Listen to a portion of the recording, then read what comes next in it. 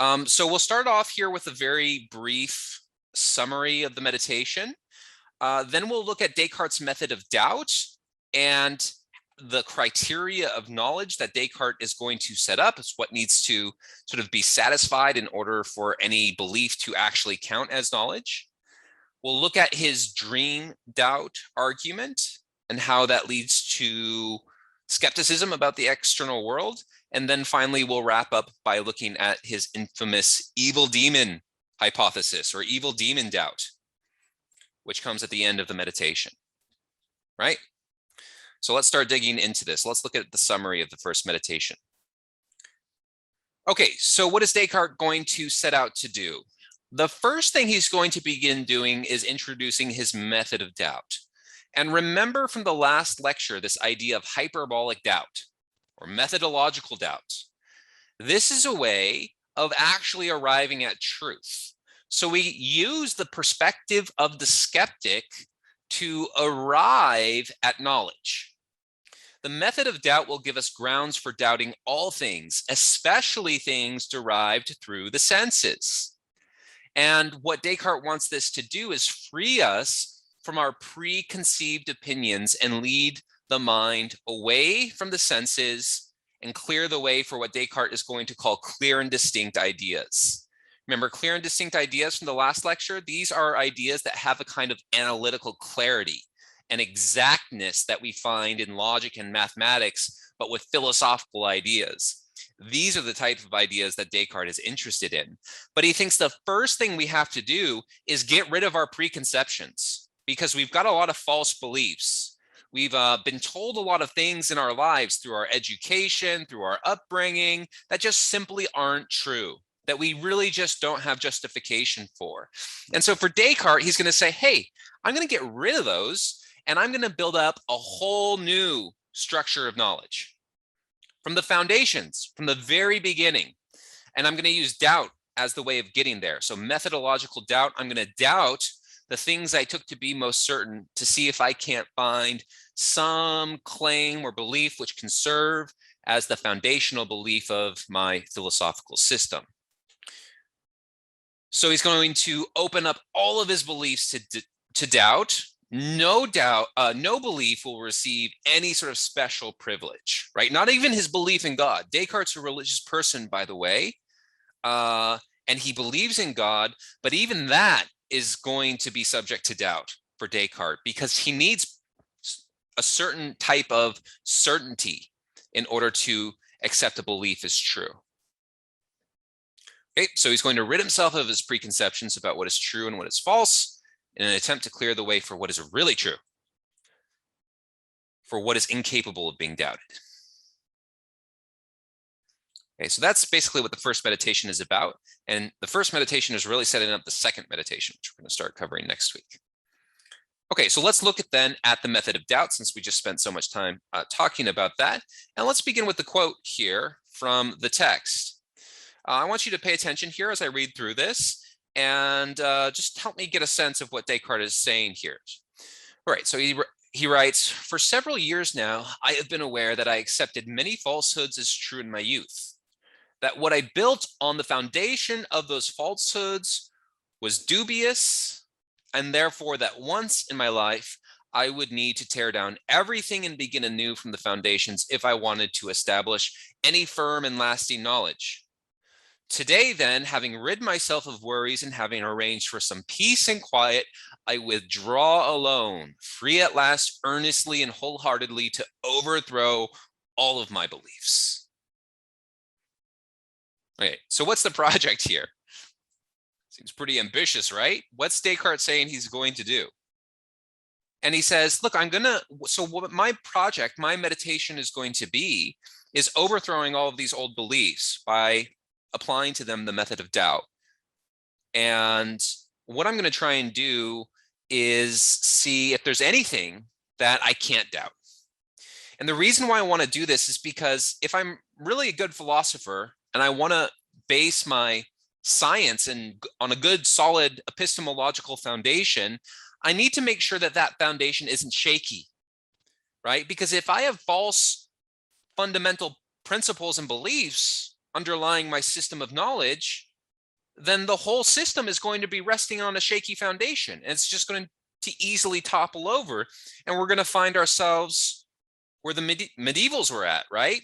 With Aristotle and revealed scripture, and just getting everything, not everything, but getting a lot of things fundamentally wrong. Descartes says, I don't want that to happen. I want a way where I can be sure that I'm going to be on a surer footing than had previously been the case.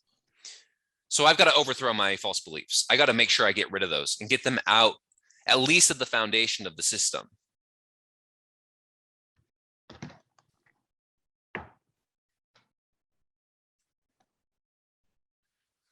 Okay, so one of the things here, though, is that Descartes says, look, I don't need to go through each belief individually, right? I shouldn't go through each belief individually because that would last forever, right?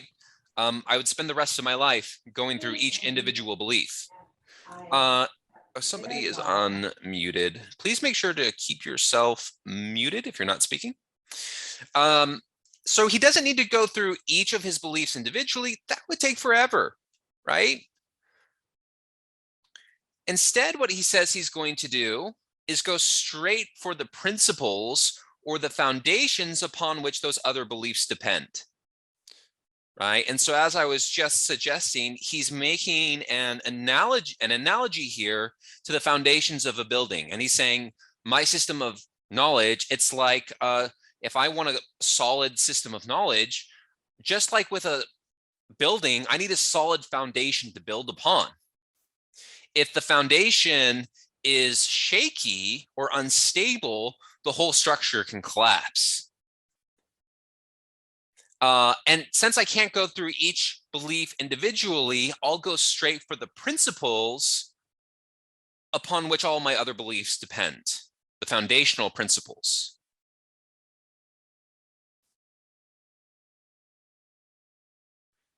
So the question here is, what are the fundamental principles upon which all my other knowledge depends? And can I know that those principles are in fact true? What happens when I apply the method of doubt to them? Okay, I want to bring your attention back just real quick to this formula that we looked at last time for what constitutes some subject having knowledge that some belief is true. And remember, we called this the theory of justified true belief. And we said S, the knowing subject, knows that P, some proposition, if and only if the proposition or the claim really is true. S believes that P, and S has adequate justification or evidence for P, right? So Descartes is going to say, hey, look, I want to make sure that the principles upon which I build up all of my other beliefs are such that I really can be considered to have knowledge of them. But what constitutes knowledge for Descartes is not merely just adequate justification, okay? Or more specifically, what Descartes has in mind in terms of adequate justification is very specific. So I want you to, I'm going to read this quote, and I want you to try and tease out of this passage what you think Descartes' criteria for knowledge is. What is Descartes going to say is a necessary and sufficient condition for us to be considered to have knowledge that some belief is true? So he writes, since reason now convinces me that I ought to withhold my assent just as carefully from what is not obviously certain and indubitable as from what is obviously false, I can justify the rejection of all my beliefs if I can find some ground for doubt in each.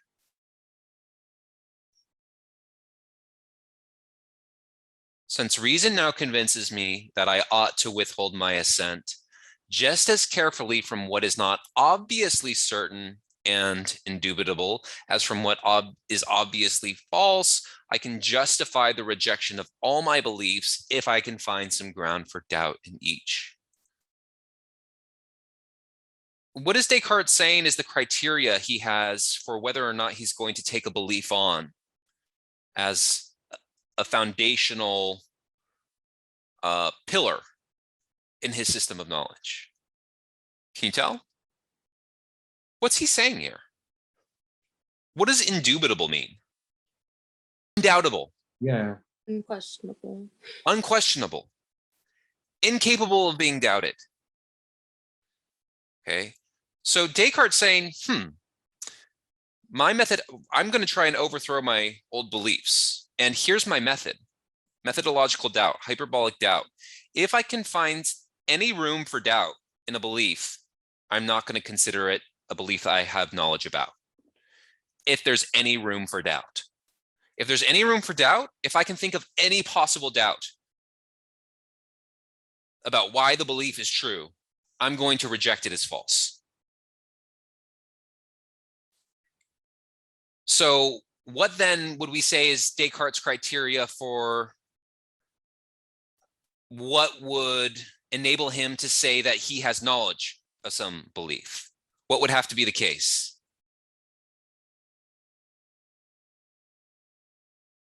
That he has no room for doubt in that subject. Exactly. No room for doubt. No possible way you could doubt the belief.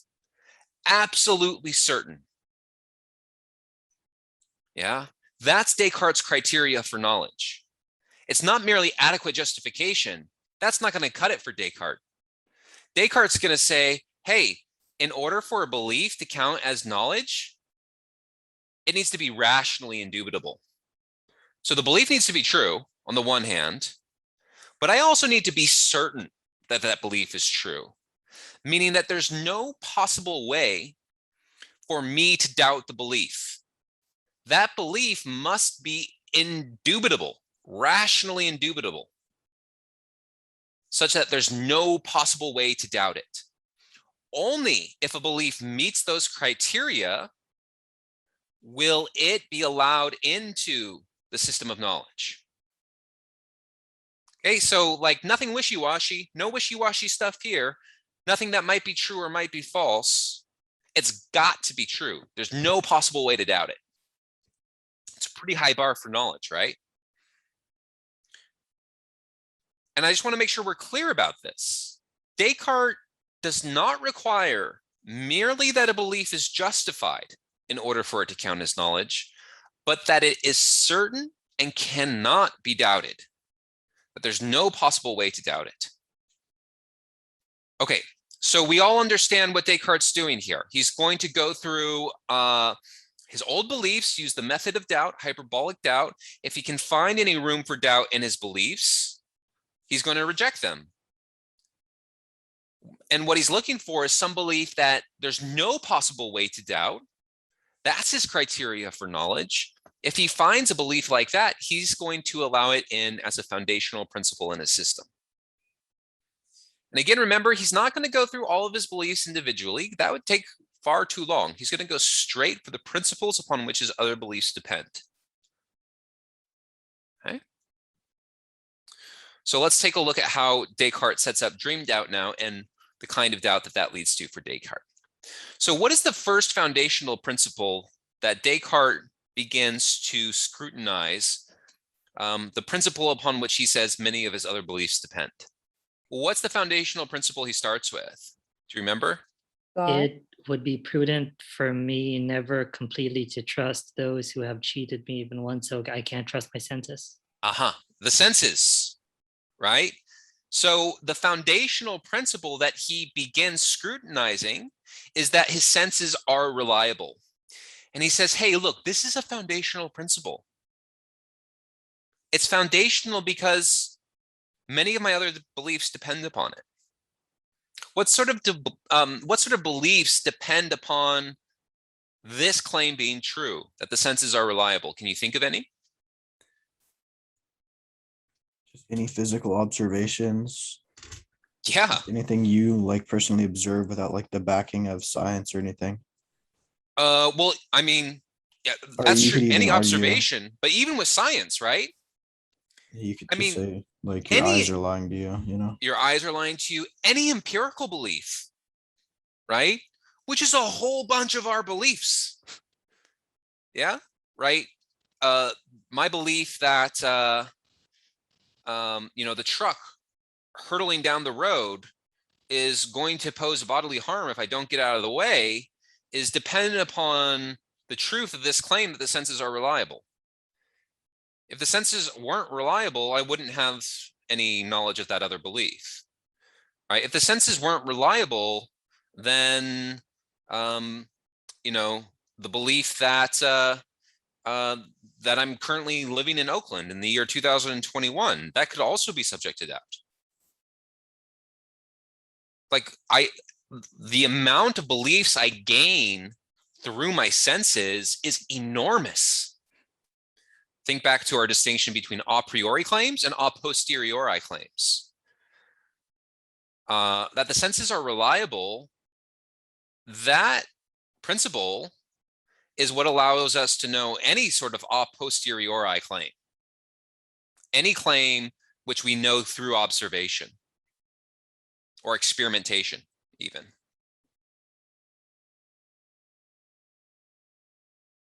Now, is there any way, if we apply the method of doubt to this foundational principle, is there any way we can doubt this? That this is true, that the senses are reliable? Can you think of any cases in which this is false? Like an optical illusion or something? Yeah, optical illusions are great. Great examples. Like if you put a ruler into a stream of water, the way in which the light refracts through the water off the ruler makes it look like it's bent, right? Now, of course, you know that it's not bent. You have analytical knowledge that it's not actually bending, but it looks to you like it's bending, right? It's an optical illusion. Or when you get drunk, right? If you've had too much alcohol, your senses are clearly not as reliable as they might be if you hadn't consumed alcohol. Same thing happens when you're really tired, right? That's why you don't want to be driving on the road when you're really tired, because your senses aren't reliable. Okay, so there's some room for doubt there, but you might say, hey, that's true, but oftentimes we're not in that kind of situation. I mean, the senses are not reliable when observational conditions are not ideal, right? So if I've spun you around in a chair really fast, right, then your senses are not going to be as reliable, of course. But those are very specific circumstances. So we might just reformulate the principle to say that, look, in most cases, the senses are reliable. Or under ideal observational conditions, the senses are reliable. They do tell us about the way in which the world is. They do accurately communicate to us what's going on, and therefore it can serve as a basis for my empirical beliefs as long as I'm sure that the conditions I'm under are ideal, that I'm not being misled by optical illusions or certain aspects of my own physiology, for instance.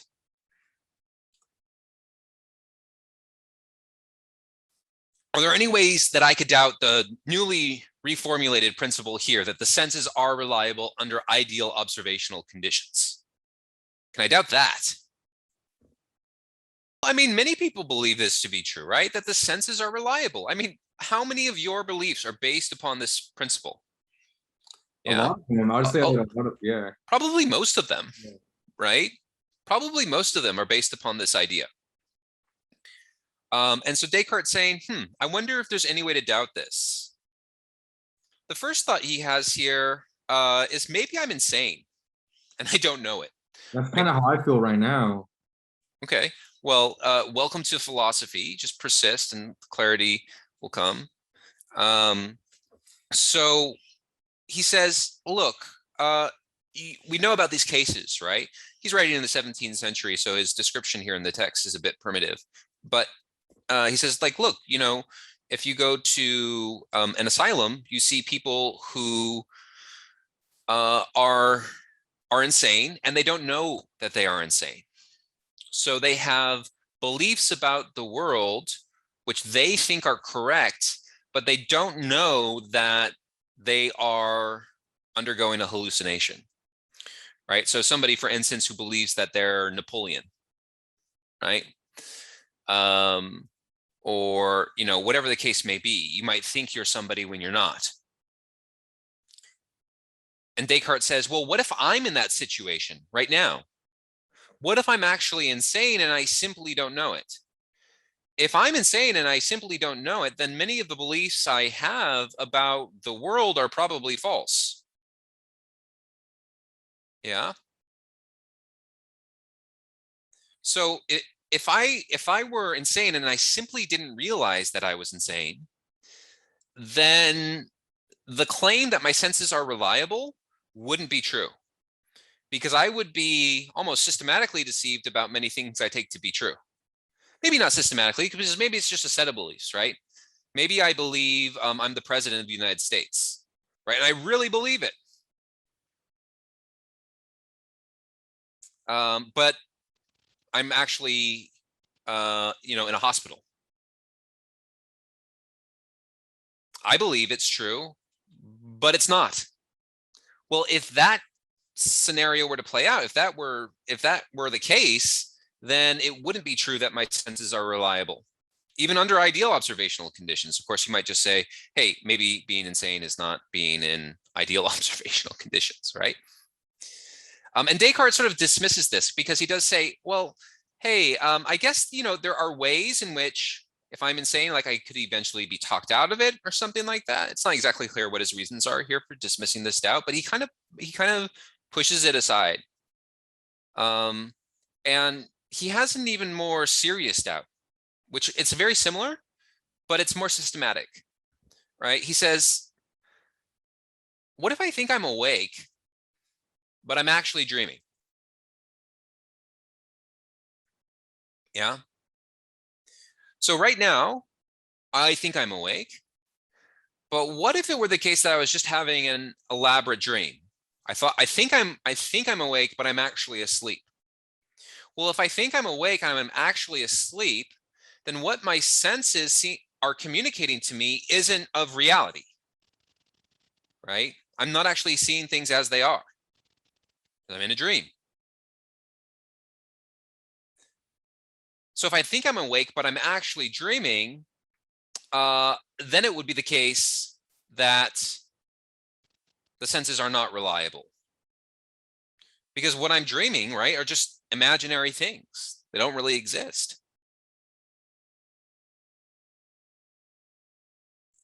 And one thing we have to be careful here too is Descartes using his hyperbolic doubt, right? He's saying, is there any room to doubt the truth of this claim that the senses are reliable even under ideal observational conditions? Well, if I'm dreaming, if I think I'm awake, but I'm actually dreaming, then that's not true, right? The senses aren't reliable if that's the case. Now, can I know if I'm dreaming or not? Because maybe you might think, hey, well, that's insane. Well, why should I think that I'm dreaming right now? Do I have any good reasons to think that I'm dreaming? Because it seems like I'm not. I feel like I'm awake, right? And I feel like I know the difference between dreams and not having dreams. So is this really a serious doubt? Can't I just say, no, I'm totally awake right now, right? Why would I ever think that I'm in a dream? We can't. That's not a legitimate doubt. Well, Descartes thinks it is, at least at this point, right? He says, hey, think about it, right? Have you ever had this experience where you thought you were awake, but you were actually dreaming? In other words, have you ever had a dream that you were certain was real, and only upon waking up did you realize that it was actually a dream? You ever had that experience? I'm sure a lot of you have. It's a little disorienting, right? Because you say, my God, I could have sworn that what I was experiencing in that dream was real, was really happening, right? Maybe even you won some award, or you got a new car or something in the dream and it was great. And then you woke up and you bummed out because you're like, I thought that was real. Okay, so we've had that experience, right?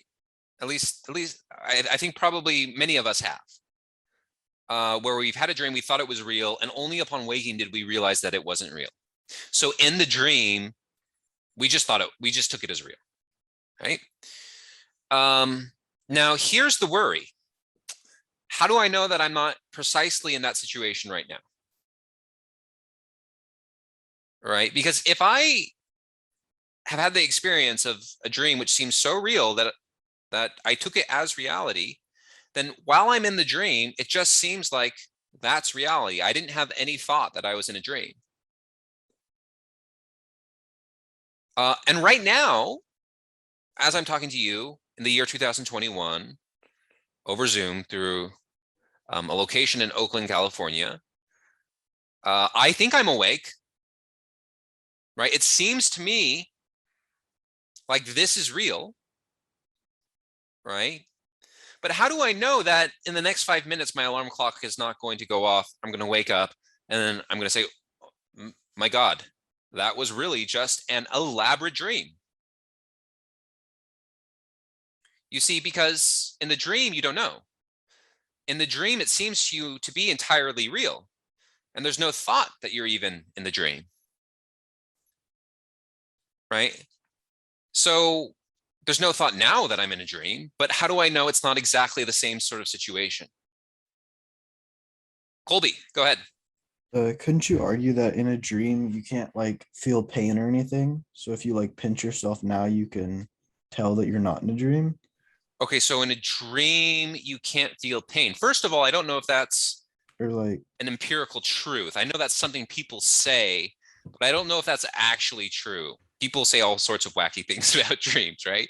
But then again, so that's right. But in your dream, right, in the dream that seems like it's real, whatever you do in that dream, it's going to continue to seem real to you, right? The conditions of the dream are such that it's just going to make it seem like it's real no matter what. And so you say, well, the way in which I know, for instance, that I'm not in a dream now is that my experiences now are much more, they're much more distinct than my experience in dreams. For instance, in my dreams, I don't feel pain.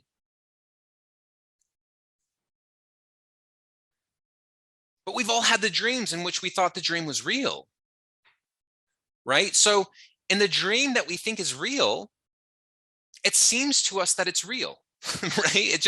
It's impossible to doubt the reality that we're experiencing. And so it seems distinct in the dream. It seems like the real thing. And it's only upon the comparison later on that we figure out that it was a dream. Now, it seems like the experience we're having now is real. Almost crazy to doubt that it is real. But it could be the case that we're in precisely that sort of situation where the dream is elaborate, it seems very distinct, but we'll wake up in a little bit and realize, hey, that was just a dream.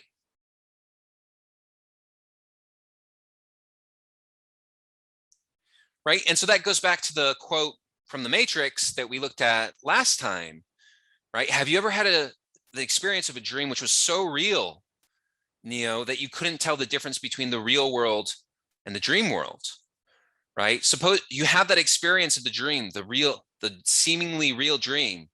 What if you couldn't wake up from that dream? How would you possibly know the difference between what the real world is and the dream world? And honestly, it's a very difficult idea to refute because it really doesn't seem like there are any reliable signs to distinguish sleeping from waking. I mean, I know for some of you, this is just going to seem outrageous because you say, hey, in my dreams, I don't feel pain, for instance. But if you've had the experience of a dream that seemed real, the only way in which you could tell it wasn't real was when you had the comparison to make from your waking to your sleeping state. And the worry is, well, now we think that what we're experiencing is real. It just seems real to us. But we think precisely the same thing in the dream that seems real. It's only upon waking that we're able to make the distinction. So it might be the case now that we're in an elaborate dream, and maybe we're just being forced to stay in that dream. Yeah. Like in the Matrix, like that's a situation where you've got, these people in these little pods and electrodes going into their body, which are simulating this experience of a seemingly real world. They don't know they're dreaming, right? Because it seems real. And you'd be thought crazy to question that. But Descartes saying, is there really any reliable difference, any reliable signs to distinguish sleeping from waking?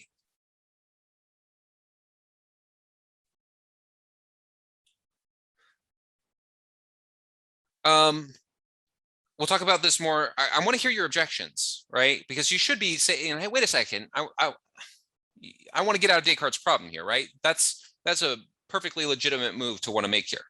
But I want to establish this first. If I can't know whether or not I'm dreaming, what does that give me reason to doubt? What sort of beliefs is that going to give me reason to doubt? So what does it give me a reason to doubt? Well, anything that comes in through the senses, right? Anything I see, anything I taste, anything I hear, anything I smell, anything I touch is illusory. I just don't know, right? I don't know if it's real or not. If I don't know whether or not I'm in a dream, then I don't know whether or not the things I see are really real. Also my memories, right? The things I remember about the past. I remember, for instance, when I was a little kid and we first moved into a house and there was no furniture in it. We used to play soccer in the house. Right? It was a lot of fun. Was that, or am I remembering something that actually happened? Well, if I'm dreaming, that memory might not be real. I can't know. I might not even have a body, right? I might be a brain sitting in this like a gooey vat, and electrodes are hooked up to the brain and stimulating it, electrical impulses, creating these dream experiences that I'm having. I don't know if that's the case. I just don't know, right? I don't know if that's true or not. I don't even know if I have a body. In fact, I don't even know if there's a brain that is responsible for producing these kinds of cognitions.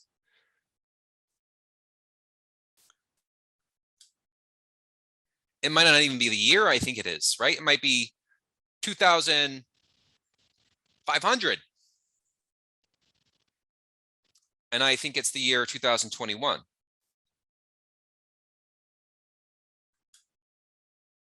There might not even be a planet Earth. I might be sort of lodged away somewhere with other inhabitants on the planet Venus or some other planet, some other solar system. Yeah.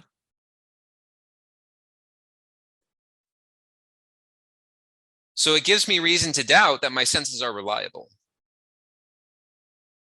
If I can't know whether or not I'm dreaming, then I can't know that the external world really is the way that it appears to me to be. Anything about it, right? Here's the argument. I've tried to make this, Descartes doesn't put it this way exactly, but I think it's what he's saying. Premise one, if you don't know whether or not you are dreaming, then you don't know what the world around you is really like. That seems correct, right? Because if you don't know whether or not you're dreaming, then you can't have trust in your beliefs about what the world really is like. And premise two, you don't know whether or not you're dreaming. Okay. Of course, we take premise one, premise two together, then you don't know what the world around you is really like. And here we are in external world skepticism. This is skepticism about the external world. We don't even know if there is an external world, right? Now that's a valid argument. The conclusion follows by necessity from the premises. The question is it sound? I mean, what do you think? Is that a sound argument? I have a questions on the premises one. Yeah. If you don't know whether or not you are dreaming, but our dreaming usually based on our life experience. So even though you don't know whether you're dreaming, your dream looks so real.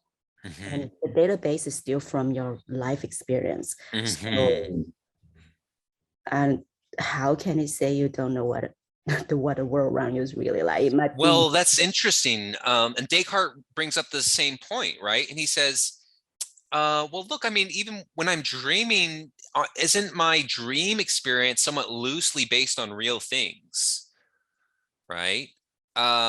So for instance, I might have a dream of a unicorn, right?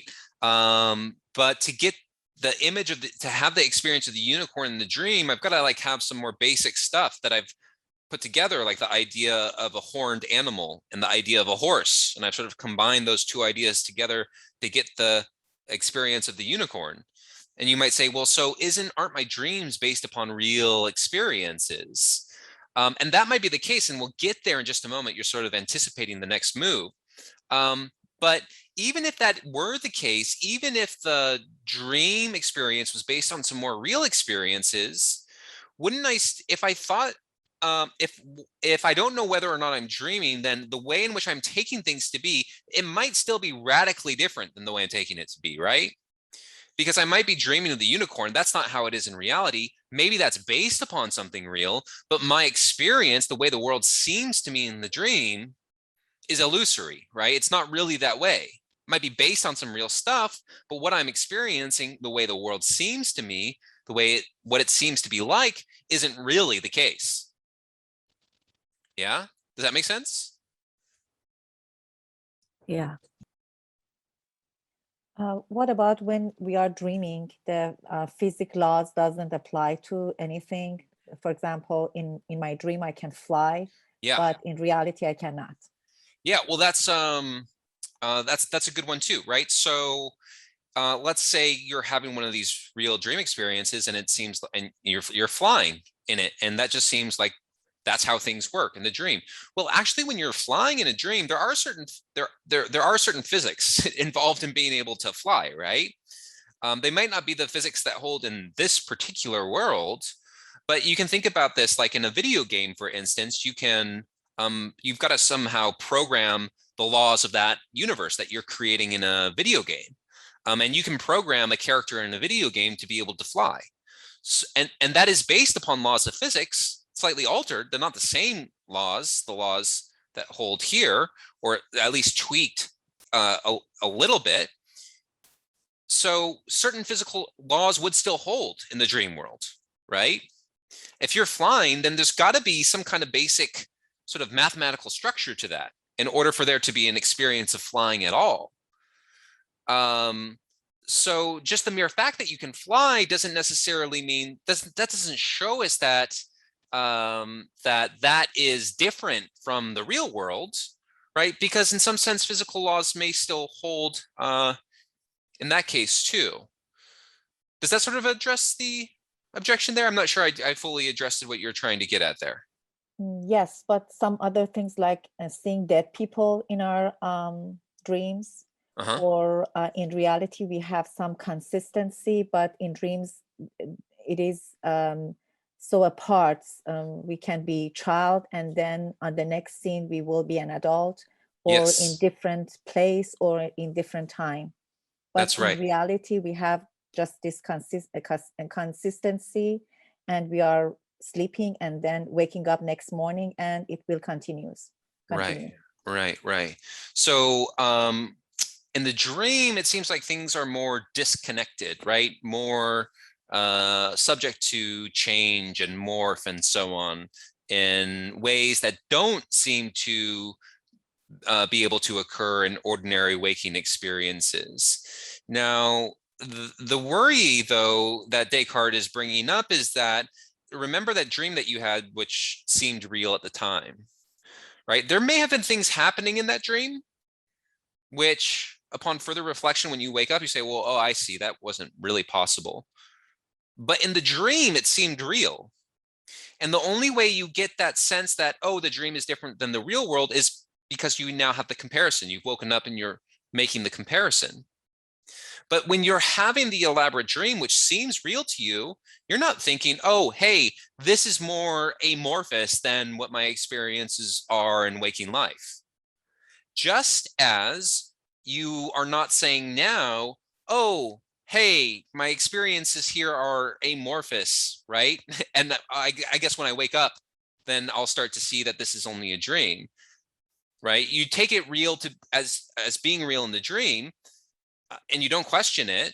It's only when you wake up, you make the comparison. So Descartes' worry is, well, that might be the case right now. There actually might be things going on right now, which will only seem like anomalies once we wake up. Because our dream mind is just making it all make sense. Yep. Okay. Premise 2 here is probably the one you'd want to go after, I think.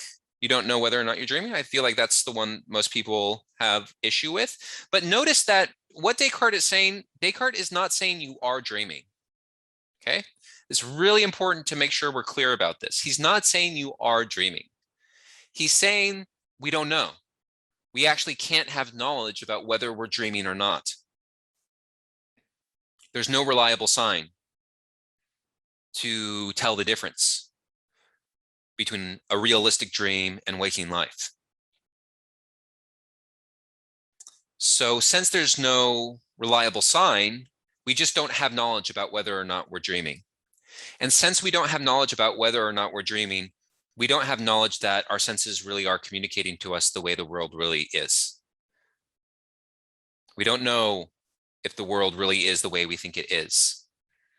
He's not saying we are dreaming. He's not saying we're in a dream. He's just saying we don't know. Okay.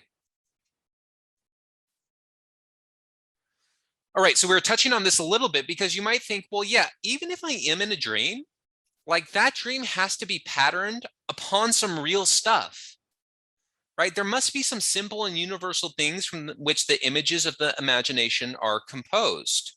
You might think just basic things like extension, like things that can be measured. In dreams, there seem to be things that have shape, that have quantity. They seem to occur in a certain place. Things occur still in a temporal sequence. So I might be like radically mistaken about the contents of my experience. I might think there's a tree out there when there really isn't. I might think I'm in Oakland, California, delivering a lecture on Descartes, but I'm really not. But in order for me to even be deceived about that, to have the illusion that that might be the case, there must be some fundamental things which are real, like that things occur in a temporal sequence, because that seems like that's got to be true, even if I'm radically deceived about the content of my experiences, right? Things still occur in a particular place, even if I'm deceived about where that place actually is. The idea of space still seems to be an idea which holds in the dream, right? So Descartes wants to say, well, there's got to still be some real stuff. There's got to still be some things we can know, even if we can't know whether or not we're in a dream. He says, even more certain would be the truths of mathematics. I might not know whether or not I'm dreaming right now, but I still seem to be able to know that 2 and 3 make 5, and that a square never has more than 4 sides. I might not know whether or not that tree out there really does exist, is really there, but whenever I add 2 and 3, I can mentally think to myself, yeah, that's got to be the case, right? So it seems like I can have knowledge of mathematics, even if it's true, even if I can't know whether or not I'm dreaming, right? To go back to the physics example, and there still seem to be certain physical laws which would hold in the dream world, right? In order to get an experience of flying, there's got to be some kind of, physical laws governing the experience, even if they're slightly different from the laws in this world. So it seems like some things have got to be true in order for a dream to even occur. Now the question is, well, okay, so I might be deceived, radically deceived about my experience, but then maybe there's those other things, and maybe those are more foundational principles, right? Descartes writes, it seems impossible even to suspect such obvious truths of falsity. Okay, so just to clarify here, what kind of knowledge does the possibility that he is dreaming raise doubt about for Descartes? What kind of knowledge does this throw into doubt? Does dream doubt throw into doubt? Yeah. Knowledge gained of or through the senses, that our senses are reliable. Descartes thinks he's shown, hey, that can't be my foundational principle. There's too much doubt there. He's not saying that he is dreaming. Remember, he's not saying that. He's just saying, this is not a solid principle to base my beliefs upon, because I can't know for certain that it's true. It doesn't fulfill my criteria for knowledge. There's room for doubt. If there's any room for doubt, it can't serve as a foundational principle. But so he says, well, maybe there's a more foundational, fundamental principle that can't be doubted, like the truths of mathematics, the truths of logic, and the truths of mathematics.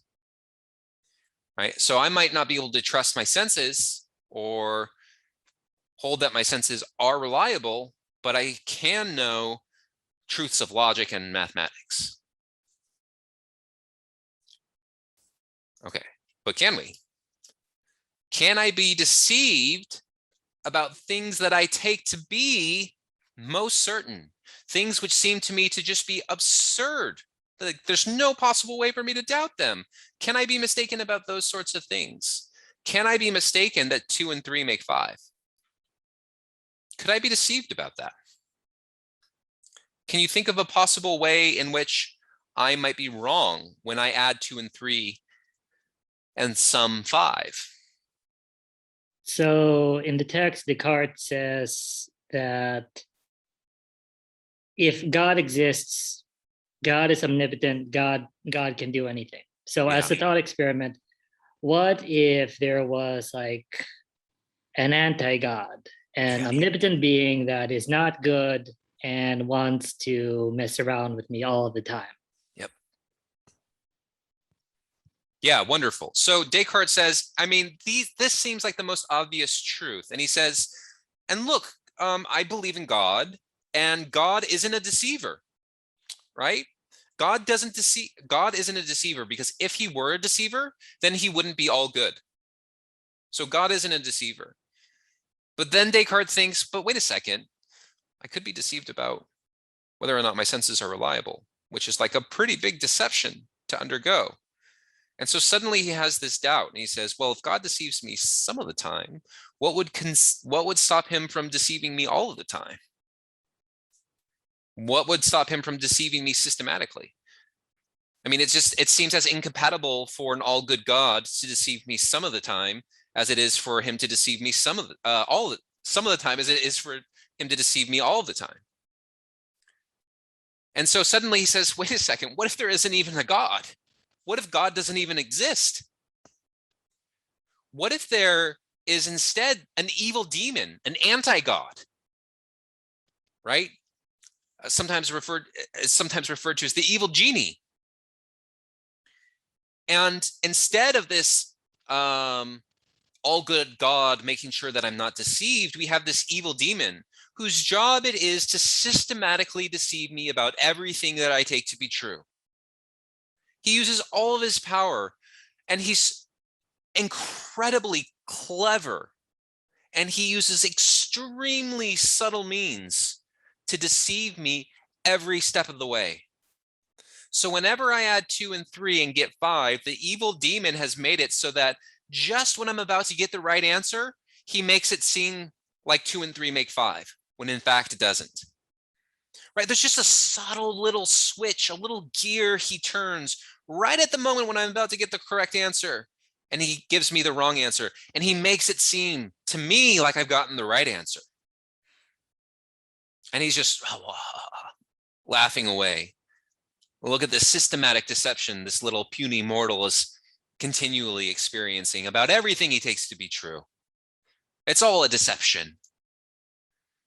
He makes you believe there's an external world, even when there isn't. He makes you think you have a body, even though you don't. He makes you think 2 and 3 make 5, even though it doesn't. He systematically deceives you about everything you take to be true.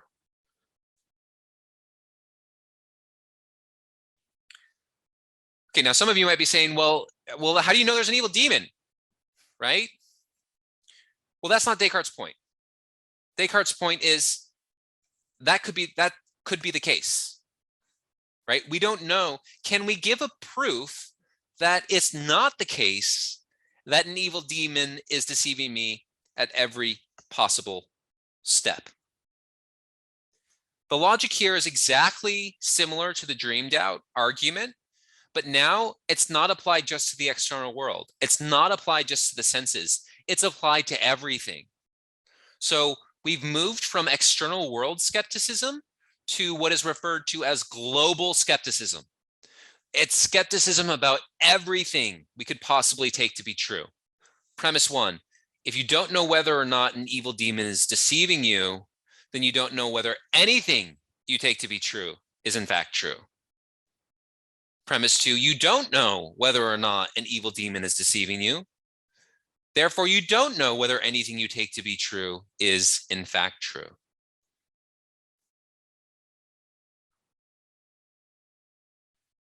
Okay, I've got to go through this quick because we just have a couple of minutes left. We'll pick it back up next week.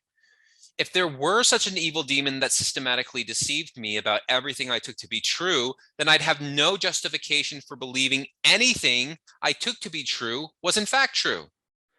So if we go back to the criteria for knowledge here, Descartes' criteria, S knows that P, if and only if P is true, S is certain that P, and P is rationally indubitable for S, it looks like, if Descartes is right, that nothing could ever fulfill this condition and knowledge is impossible.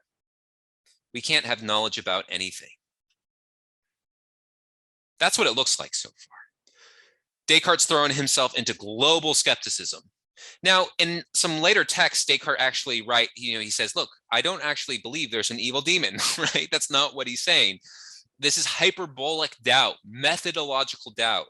Descartes saying, is there any possible way, even just the little tiniest bit of doubt that can enter into some of these foundational principles? If there is, I'm not going to use them as my foundation. And in fact, Descartes thinks that there is a belief that even if an evil demon were systematically deceiving him about everything, there is still a belief he thinks he can know with absolute certainty. That must be true. Even if everything else is false, there's one belief he thinks he knows with absolute certainty that couldn't possibly be false. There's no possible way to doubt it. And that's what he's going to come to in the second meditation. So now that we have this laid out here, I want you to go into the second meditation with that and figure out if you can see what belief Descartes is going to take on as his foundational belief. Okay, that's your job for the weekend. And we're going to talk about that when we come back together next Monday. Again, remember all the doubt here is hyperbolic, right? So Descartes' not saying you're in a dream. He's not saying there really is an evil demon deceiving you. He's saying you don't know whether or not that's the case. And if you want to object to that, you have to deal with premise 2 here. You don't know whether or not an evil demon is deceiving you, right? So if you want to object to that, you need to be able to say you can know an evil demon is not deceiving you, okay? Which is a tough thing to do. But you're free to try, right? I'm totally open to hearing your results in that respect. When we come back on Monday, we'll start with meditation 2 and take Descartes further from there.